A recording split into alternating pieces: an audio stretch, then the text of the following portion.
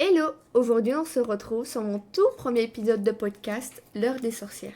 Je me présente, je m'appelle Caroline et je tiens un compte TikTok dédié à la sorcellerie spiritualité depuis maintenant, je dirais 2021. Et j'ai fait ma petite communauté et donc j'ai décidé de créer un podcast pour aider les sorcières débutantes ou les sorciers débutants et même les sorciers et sorcières non débutantes avec qui je pourrais communiquer et leur transmettre mes savoirs. Pour ce tout premier épisode de podcast, je voulais vous parler des différents types de sorciers et sorcières. On va tout de suite commencer avec la sorcière éclectique. Alors, la sorcière éclectique, c'est une sorcière qui ne suit pas vraiment de règles. Par exemple, une sorcière Wiccan suit des règles. Par exemple, la règle du triple retour. Mais une sorcière éclectique, elle ne suit pas de règles strictes ou établies. Une sorcière éclectique, elle va toucher à tout. Elle n'a pas vraiment de règles strictes. C'est une sorcière qui fait comme elle en a envie. Pour la deuxième sorcière, on va parler de la sorcière de la lune. La sorcière de la lune, c'est une sorcière qui va plutôt pratiquer en fonction des phases de la lune et elle va intégrer dans sa pratique la lune. C'est tout. Elle va juste utiliser tout le temps la lune. Elle va faire ses rituels par exemple d'amour en fonction des phases de la lune. Certaines sorcières, elles font des rituels n'importe quand et elles ne prêtent pas attention aux phases de la lune. Alors que la sorcière de la lune, elle va y prêter attention. On va parler maintenant de la sorcière ancestrale. La sorcière ancestrale, c'est une sorcière qui va travailler avec l'énergie de ses ancêtres et elle va connaître son arbre généalogique par cœur. Elle va intégrer vraiment dans sa pratique magique tous les enseignements de ses ancêtres et elle va souvent invoquer ses ancêtres à venir dans sa pratique magique.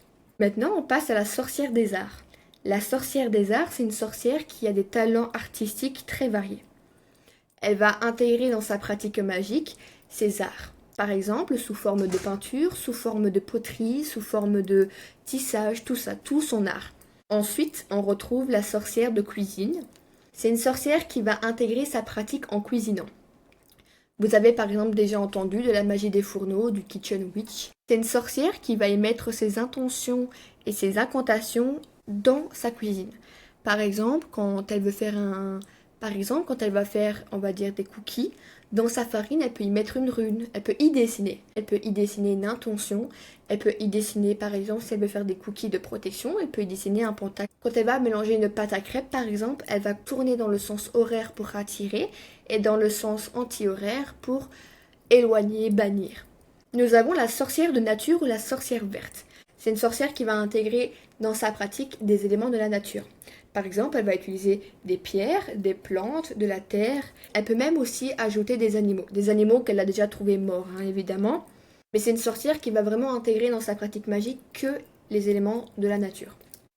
On a la sorcière oracle ou la sorcière divinatoire. C'est une sorcière qui va travailler beaucoup avec les cartes, les tarots, les pendules et tout plein d'outils de divination. On dit souvent qu'une sorcière divinatoire a beaucoup d'intuition. C'est une sorcière qui va vraiment utiliser les outils divinatoires. On va ensuite passer à la sorcière des bougies. La sorcière des bougies, c'est une sorcière qui travaille presque seulement avec les bougies. Elle connaît la correspondance des bougies par cœur, l'usage des bougies par cœur. Par exemple, quand elle va faire des rituels d'amour, elle va automatiquement utiliser des bougies rouges ou des bougies roses. Si elle veut faire un rituel de bannissement, elle va automatiquement utiliser des bougies noires ou autres. Nous avons la sorcière de la musique. C'est une sorcière que quand elle va faire des sorts, elle va les chanter pour les rendre plus puissants. Elle va aussi par exemple utiliser des sons comme une clochette qu'elle va venir faire sonner pour dire que son rituel a été fini. Nous avons la sorcière cosmique. La sorcière cosmique, elle se passionne pour l'astrologie et l'astronomie. Elle utilise les signes du zodiaque dans sa pratique, également la position des planètes, elle va utiliser l'horoscope, etc. C'est une sorcière qui va regarder les emplacements planétaires pour faire ses rituels. Et pour la dernière sorcière, je vais venir vous parler de la sorcière de religion. C'est des sorcières qui vont mettre leur religion au centre de leur pratique.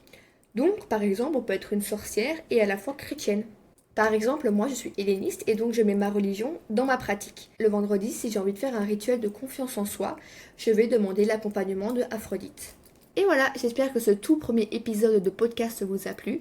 Si vous avez bien aimé, vous pouvez par exemple mettre un petit commentaire, ça me ferait super plaisir. Et je vais mettre mes autres réseaux sociaux en description pour que vous me retrouviez sur mes autres plateformes. Bye bye les witches!